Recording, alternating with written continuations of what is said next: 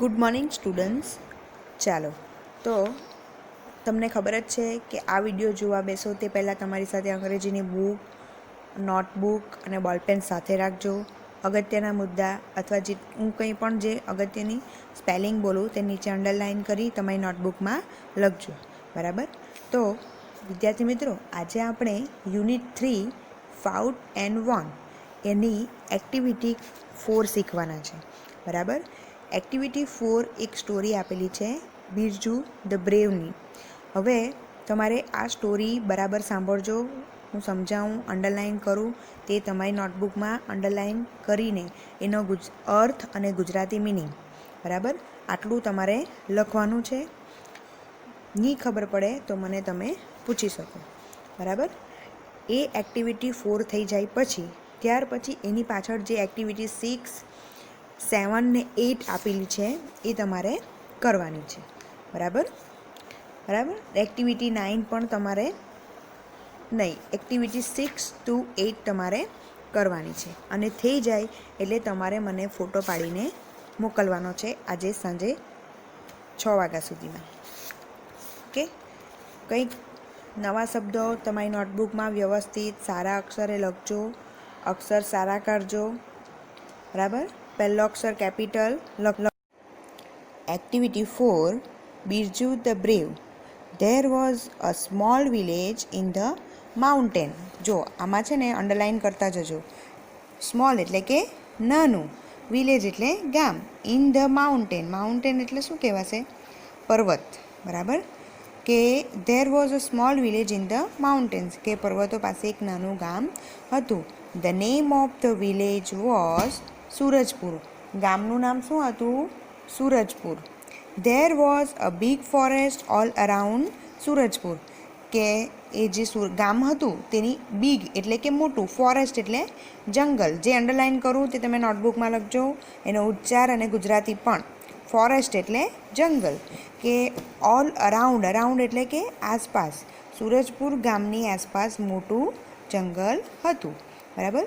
People in Surajpur were happy. ગામના લોકો બધા સુખી હતા, ખુશમાં હતા એટલે કે સુખી હતા. દે વર્ક એટલે કે કામ. હાર્ડ એટલે કે સખત. They work hard and grew good crops. Grew એટલે કે ઉગાડવું. ગ્રોનું ભૂતકાળ છે ગ્રીવ, GREW. બરાબર? ગ્રીવ એટલે કે ઉગાડવું. ગુડ એટલે કે સારા, ક્રોપ્સ એટલે પાક. એ લોકો સખત મહેનત કરતા અને સારા પાક ઉગાડતા હતા. Birju a young man also lived in Surajpur. Birju નામનો એક જે છોકરો હતો, કેવો? યંગ મેન એટલે કે યુવાન એક છોકરો હતો. Also lived in સૂરજપુર. એ ક્યાં રહેતો હતો? એ પણ સૂરજપુરમાં. હી વોઝ ટોલ એટલે કે ઊંચો, એન્ડ હેન્ડસમ એટલે કે સારો, દેખાવડો. એ ઊંચો અને દેખાવડો છોકરો હતો. He was wealthy too. Wealthy એટલે કેવો? તો ખુદ મજબૂત, તાકાતવર દેખાતો હતો. બટ પણ હી વોઝ નોટ બ્રેવ એટલે કે બહાદુર ન હોવું એમ. પણ એ કેવો હતો? ડરપોક હતો એમ. કે એટલો સરસ ઊંચો હતો, હેન્ડસમ હતો, દેખાવડો હતો, પણ કેવો હતો? ડરપોક હતો. હી વોઝ અફ્રેડ એટલે કે ગભરાવવું. અફ્રેડ ઓફ ઇવન એટલે કે ઇવન અ માઉસ એટલે કે માઉસ મીન્સ ઉંદરને જોઈને પણ એ ગભરાતો હતો. હી નેવર એટલે કદી નહીં. Went out at night.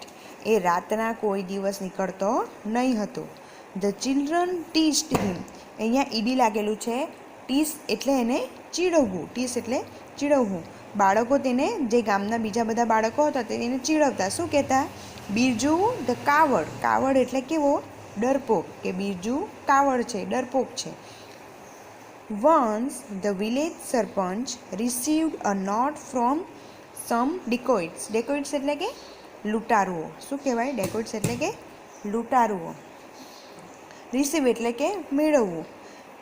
એક દિવસ ગામના સરપંચને ફ્રોમ એટલે કોની પાસેથી? તો લૂંટારુઓએ એક ચિઠ્ઠી મોકલે છે. અ નોટ એટલે એક ચિઠ્ઠી. વી આર કમિંગ. ચિઠ્ઠીમાં શું ચિઠ્ઠીમાં શું લખેલું હતું? We are coming to your village tonight. Keep all your money and ornaments. એટલે કે વી આર એટલે લૂંટારુએ ચીટમાં લખેલું છે. શું લખેલું છે? તો we are coming to your village tonight, કે આજે રાત્રે અમે તમારા ગામમાં આવવાના છે. કીપ એટલે મૂકવું, મૂકી રાખવું. ઓલ યોર મની કે તમારા જે મની એટલે કે પૈસા. Money and ornaments. ઓર્નામેન્ટ્સ એટલે ઘરેણાં. અંડરલાઇન કરીને લખજો. જેટલી મેં અંડરલાઇન કરું છું એ તમે અંડરલાઇન કરીને લખતા જજો. ઓર્નામેન્ટ્સ રેડી, કે તમારા પૈસા અને દાગીના તૈયાર રાખજો. રેડી એટલે તૈયાર રાખવું. The sarpanch told the villagers he showed them the note. એટલે કે સરપંચ કોલ્ડ એટલે બોલાવવું. કોને બોલાવ્યા? તો જે બધા ગામના લોકોને બોલાવ્યા અને એમને ચિઠ્ઠી બતાવી. સમ વિલેજર્સ વોન્ટ એટલે ઈચ્છા. એની પાછળ ઈડી લગાવેલું છે. કેમ કે આ ઘટના બધી બની ગયેલી છે, એટલા માટે આખો જે લેસન છે એ બધું પાસ્ટ ટેન્સમાં છે. વોન્ટ એટલે ઈચ્છા. To attack the dacoits some other said we shall trap him. Trap એટલે કે પકડવું. બરાબર. શું કહે છે કે સમ વિલેજ, સમ એટલે થોડા વિલેજ, એમ કે થોડા જે ગામવાળા લોકો હતા તે એમ કે વોન્ટેડ ટુ અટેક. અટેક એટલે કે હુમલો કરવો, કે આપણે એ લોકો પર હુમલો કરીએ. ને સમ અધર સેડ, અને કેટલાક લોકો એવું કહેતા હતા કે વી શેલ ટ્રેપ ધેમ. ટ્રેપ એટલે પકડવું, એ લોકોને આપણે ફસાવીએ એમ કે. બિરજુ વોઝ ઓલ્સો એટલે કે એ પણ. ધેર એટલે ત્યાં. બિરજુ પણ આ સમયે ત્યાં હાજર હતો. He stood up. સ્ટેન્ડ અપનું પાસ્ટ ટેન્સ છે stood up. And told the sarpanch. Told એટલે કહેવું. સરપંચને કહે છે. શું કહે છે? Sir, don't worry about the dacoits, I will teach them a lesson. એને કે શું કહે છે કે સર, તમે ચિંતા નહીં કરો. અબાઉટ એટલે કે એમના આધારે, કે તમે ડાકુઓ લૂંટારાઓ વિશે તમે ચિંતા નહીં કરો. આઈ વિલ એટલે ભવિષ્યને એણે કીધું કે હું કરીશ, કે આઈ will teach them a lesson. હું એમને એક સારો પાઠ ભણાવીશ. એટલે કે એવું એ લોકો કામ નહીં કરે એવું એ કરશે.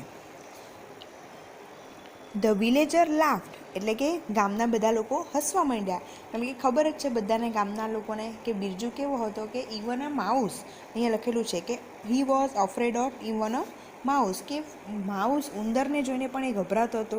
એ માણસ એવું કહે છે કે હું એ લોકોને બરાબર પાઠ શીખવીશ. The sarpanch said what. શું એમ કે you will teach them a lesson.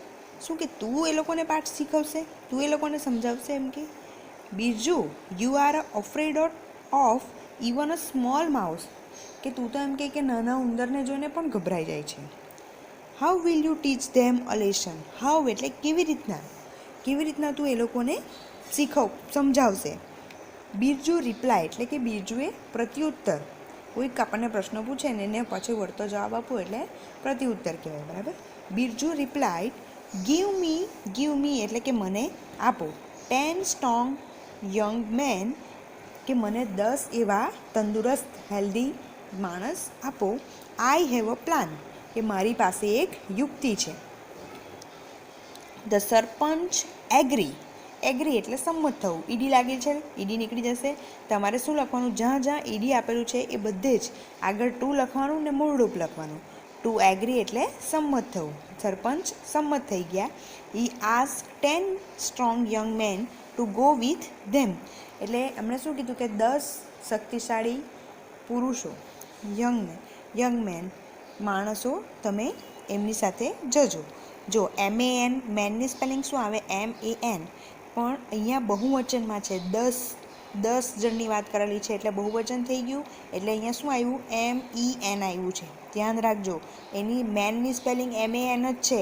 પછી એવું નહીં કહેતા કે ટીચર ચોપડીમાં ભૂલ આવી, એવું નથી. અહીંયા 10 છે એટલે 10 લોકોની વાત કરવામાં આવેલી છે, એટલે અહીંયા ઈ આવેલો છે. After sunset Birju and his friend gathered at the village gate. Sunset એટલે કે સૂર્યાસ્ત પછી બિરજુ અને એના ફ્રેન્ડ ગેધર્ડ એટલે કે ભેગા થવું. આપણે એમ કે ને ગેટ ટુગેધર કરવાના, એમ તમે સાંભળ્યું હોય તો તેવી જ રીતના છે ગેધર. એટલે આના પણ ઈડી લાગેલું છે. ગેધર એટલે ભેગા થવું. ક્યાં ભેગા થયા? તો એટ ધ વિલેજ ગેટ એટલે કે ગામના પાદર પાસે. They carried a bundle of wire એટલે કે તારનું ગૂંચળું. એન્ડ સ્ટીક એટલે કે લાકડીઓ. ધે ટાઈ એટલે બાંધવું. They tie the wire to the trees across the road.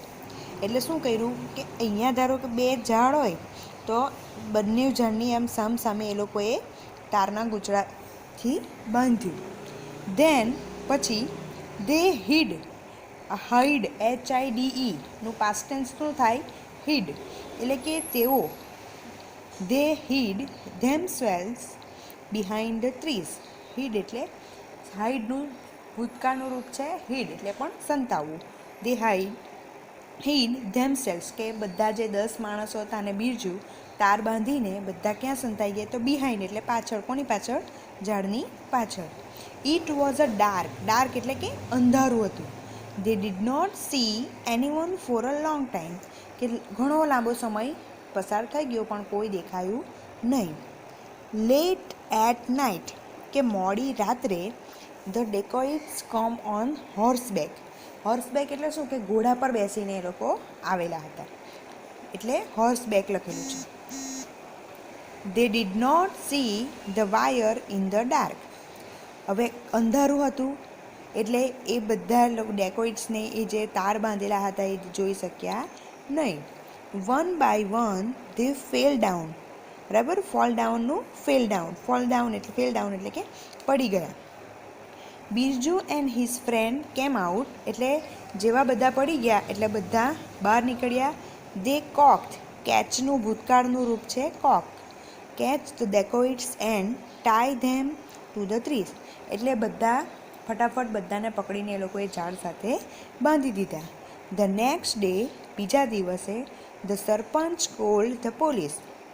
અને બીજા દિવસેની સવારે સરપંચે કોને બોલાવ્યા? કોલ્ડ એટલે બોલાવવું. કોને બોલાવ્યા? પોલીસને. The police arrested the dacoits. અહીંયા પણ ઈડી લાગેલું છે એટલે શું? અરેસ્ટ એટલે કે ગિરફ્તાર કરવું. એમને પકડી લીધા. ધ ડેકોઇટ્સ કોણે? પોલીસે. The sarpanch and the villagers congratulated Birju and his friend. અને બધા ગામના લોકો અને સરપંચે કોને કોંગ્રેચ્યુલેટેડ કર્યું? બિરજુ અને તેના ફ્રેન્ડને. કયા ફ્રેન્ડ? જે પેલા 10 યંગ મેન હતા એને.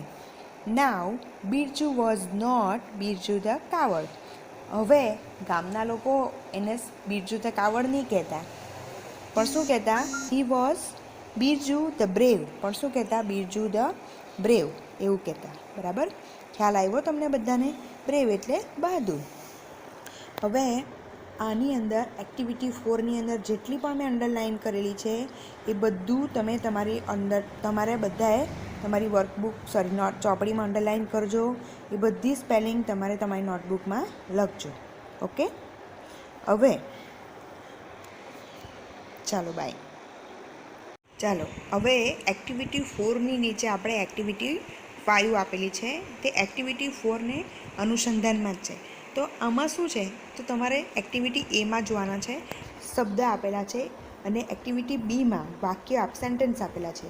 હવે એ સેન્ટેન્સ કયા પ્રકારનું છે તે તમારે ઓળખવાનું છે. હવે પહેલું છે આ બાજુ છે તે ફોરેસ્ટ, બ્રેવ. ફોરેસ્ટ એટલે જંગલ, બ્રેવ એટલે બહાદુર, એગ્રી એટલે સંમત થવું. જે એટલા પાઠમાં જ આવી ગયેલા છે એ જ બધા શબ્દો અહીંયા આપવામાં આવેલા છે. ટીઝ એટલે ચીડવવું, રિપ્લાય એટલે ઉત્તર આપવો, કોંગ્રેચ્યુલેટ એટલે કે અભિનંદન કરવું, ને અરેસ્ટ એટલે ગિરફ્તાર કરવું.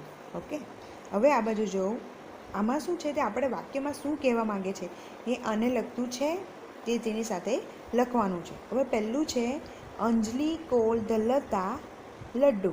કે અંજલિ જે છે તે લતા નામની છોકરીને શું લડ્ડુ કહીને બોલાવે છે. એટલે કયા પ્રકારનું વાક્ય થયું? એ શું કરે છે? એને ચીડવે છે ને. બરાબર, એટલે શું આવશે? ટીસ. સમજ પડી? એટલે શું આવ્યું કે અંજલિ કોલ લતા લડ્ડુ. કે અંજલિ જે છે તે લતાને લડ્ડુ કહીને બોલાવે છે, ચીડવે છે, એટલે ટીસ. આપણે એવું છે ને, ટીસ એટલે ચીડવવું. એટલે શું આવશે? તો આમ. પણ પહેલાં આપણે અહીંથી શરૂઆત કરીએ કે ફોરેસ્ટ એટલે શું? તો જંગલ. તો આની અંદર એવું કેવું વાક્ય છે કે તે બતાવે છે કે જંગલ છે. તો અહીંયા બીજું જ જો, ફૂલ ઓફ ટ્રીઝ. કે આખું ફૂલ ઓફ ટ્રીઝ એટલે કે ઝાડવાઓથી ભરેલું. એટલે શું આવવાનું? જંગલ. બરાબર. એટલે આમ આવશે એટલે ફોરેસ્ટ લખવાનું, તેની સામે તમારે ફૂલ ઓફ ટ્રીઝ લખવાનું. આ કોષ્ટક પાડવાની જરૂર નથી, તમે ડાયરેક્ટ એક્ટિવિટી 5 જો આન્સર એમ કરીને આ ડાયરેક્ટ લખી દેજો.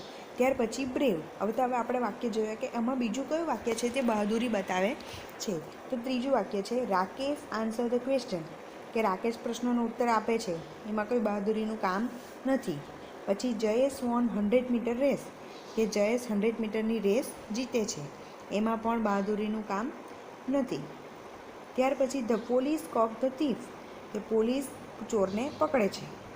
જાગૃતિ went to the doctor at night, કે જાગૃતિ જે છે તે રાતના ડૉક્ટર પાસે જાય છે. નેહા રિપ્લાઇડ યસ, અને નેહા ઉત્તર આપે છે કે હા. આમાંથી તમને કયું બ્રેવ બહાદુરીનું કામ લાગ્યું વાક્ય? તો Jagruti went to the doctor at night, કે જાગૃતિ ડૉક્ટર પાસે રાતના જાય છે. બરાબર, એ બહાદુરીપૂર્વક કહે ને, એટલે બ્રેવની સામે શું આવશે? તો Jagruti went to the doctor at night. બરાબર. ત્યાર પછી આપણે જોયું એગ્રી. એગ્રી એટલે સંમત થવું. તો આની અંદર આપણે કયું વાક્ય જોયું કે જેમાં સંમત થાય એવું લાગે છે? કંઈ યાદ આવ્યું? જો, નેહા રિપ્લાઇડ યસ. બરાબર ને, નેહાએ રિપ્લાય આપ્યું ને યસ, એગ્રી થઈ, એટલે શું આવશે એગ્રીની સામે? Neha replied yes. ત્યાર પછી ટીઝવાળું છે, કે ટીઝ એટલે ચીડવવું. તો આમાં કયું વાક્ય છે જે કોઈકને ચીડવતું હોય એવું બતાવે છે? તો આપણે અહીંયા જોયું કે અંજલિ કોલ ધ લતા, કે લડ્ડુ, કે અંજલિ જે છે તે લતાને લડ્ડુ કહીને. ઓકે, ખ્યાલ આવ્યો? હવે જો ઉપરના 4 તો મેં તમને શીખવ્યા. હવે બાકીના 3 જે રિપ્લાય છે, કોંગ્રેચ્યુલેટ છે, અરેસ્ટ, એ તમારે જાતે કરવાના છે. બરાબર, આવડશે ને? જો પ્રયત્ન કરો તો આવડી જ જશે. હવે આપણે પાછળ જોઈએ એક્ટિવિટી 6. તો એક્ટિવિટી 6ની અંદર શું છે? તો નીચેના શબ્દ સમૂહ સાંભળો અને બોલો. પાઠમાં આ શબ્દો સમૂહ ક્યાં આપેલા છે તે શોધવાના છે. કંઈ નહીં, તમારે શું કરવાનું છે? તો અહીંયા જે અહીંયાથી જોતું જવાનું છે કે આ શબ્દ સમૂહ છે કે હેવ અ પ્લાન, કે ચાલો આઈ હેવ અ પ્લાન, કે મારી પાસે એક યુક્તિ છે. આ શબ્દો ક્યાં છે? તો તમે જો પાઠ બરાબર ધ્યાનથી સાંભળ્યો હોય, સમય જાઓ તો તમને ખબર. આ વાક્ય કોણ બોલેલું? તો બિરજુ બોલેલો. ખબર કે આયરું. જો, sir don't worry about the dacoits, I will teach them a lesson. બરાબર ને? પછી કેવી રીતના લેસન આવશે? તો એમાં આવું લખેલું જ છે કે બિરજુ જ્યારે જવાબ આપે છે કે give me 10 strong young men, ત્યારે એવું લખેલું છે અહીંયા આઈ હેવ અ પ્લાન. હવે તમે જો અંડરલાઇન આ પેન્સિલથી અથવા બોલપેનથી પેલી જે શબ્દની કરી હોય, તો જે આ શબ્દ સમૂહના જે અંડરલાઇન તમે કરો ને તે અલગ કલરથી કરવાની. જો પેલી પેન્સિલથી કરી હોય તો આ બોલપેનથી કરવાની, ને પેલી બોલપેનથી કરી હોય તો આ પેન્સિલથી કરવાની. બંને અલગ અલગ કલરથી અથવા પેન્સિલથી અલગ કલરની તમે બોલપેનનો પણ ઉપયોગ કરી શકો, તો આ ખ્યાલ આવશે. બરાબર. હવે એના નીચે આપેલું છે કે કોણ બોલે છે અને કોને કહે છે તે લખવાનું છે. કે કીપ યોર ઓર્નામેન્ટ્સ રેડી, કે તમારા જે ઓર્નામેન્ટ્સ છે તે રેડી રાખો. એ વાક્ય કોણ બોલે છે? તો હુ એટલે કોણ, હુમ એટલે કોને કહે છે? તો ઓર્નામેન્ટ્સ રેડી રાખવા માટે ડેકોઇટ્સ બોલે છે. અને કોને કહે છે? સરપંચને કહે છે ને. બરાબર. આવી રીતના કોણ બોલે છે અને કોને કહે તે બુકની અંદર અંગ્રેજીની બુકની અંદર તમે લખજો. જગ્યા આપી દીધેલી છે એટલે આમાં જ લખી દેજો, ચાલશે. ત્યાર પછી અહીંયા છે ટ્રુ એન્ડ ફોલ્સ. ખાલી ટી લખવાનું નથી, ટ્રુ આવતું હોય તો આખું જ લખવાનું છે ટ્રુ, ને ફોલ્સની ફોર ફોલ્સ. બરાબર. તે પ્રમાણે અહીંયા એક્ટિવિટી 8 છે. તો એક્ટિવિટી 8ની અંદર શું કરવાનું છે તમારે? તો એક્ટિવિટી 8ની અંદર આ જે 7 વાક્ય આપેલા છે, જે 7 વાક્યો આપણે રીએરેન્જ કરવાના છે, એટલે કે એને યોગ્ય ક્રમમાં ગોઠવવાના છે. કે 7 વાક્યમાંથી પહેલું વાક્ય કયું છે જે પાઠની અંદર આવેલું છે? તો એ તમને ક્યારે ખ્યાલ આવશે? કે જ્યારે તમે પાઠ એક વખત વ્યવસ્થિત વાંચી જજો, ત્યાર પછી જ આ કરજો. હું તમને મારો વિડીયો જે તમે જો તે પહેલાં એ વિડીયો જોઈ લેવો. બરાબર. ફરી પાછું એક વખત પાઠ વાંચો, ત્યાર પછી જ આ બધી એક્ટિવિટી કરજો, તો જ તમને આવડશે ને ફટફટ તમને કરવાની પણ મજા આવશે. બરાબર. એટલે પહેલાં એક્ટિવિટી 8 પણ તમારે કરવાની છે, આવડી જશે. જો તમે પાઠમાં જોતા જવાનું છે ને કરવાનું છે. અને એક્ટિવિટી 9 જે છે તેમાં આમાં શું આપેલું છે તો તમે અહીંયા જુઓ. એક્ટિવિટી 9ની જે બી શબ્દ છે ને બી શબ્દ, તો તેમાં કેવું આપેલું છે કે આ જે બધા અક્ષર છે તે ઉલટા દેખાય છે. હવે આ અક્ષર તમે કાચમાં જ્યારે જોશો ને ત્યારે બધા તમને સીધા દેખાશે. એટલે એ સીધા દેખાય તે સ્પેલિંગ તમારે અહીંયા લખવાની છે. આ સ્પેલિંગ લખાઈ જાય પછી આમાં શું છે ખબર, અહીંયા પણ તમને એટલે જો અહીંયા બી બાકી છે, અહીંયા બી બાકી છે, ઝાખું ઝાખું તમને દેખાય છે. તમારી બુકમાં જોજો. મારી બુકમાં તમને કદાચ નહીં દેખાય, પણ તમે તમારી બુકમાં જોશો તો તમને ખ્યાલ આવશે. તો તમારે એ ટ્રાય કરવાની છે લખવાનું. પાઠ તમે વાંચશો ને એટલે તમને બધું જ ખ્યાલ આવી જશે. બરાબર, આ બી તમારે કરવાનું છે. આ તમારે કાચમાં જોઈને લખવાનું છે. મજા આવશે. આ બી એક્ટિવિટી છે, આ પણ કરજો. બરાબર, આ બધું થઈ જાય એટલે મને તમારે ફોટા મોકલવાના છે.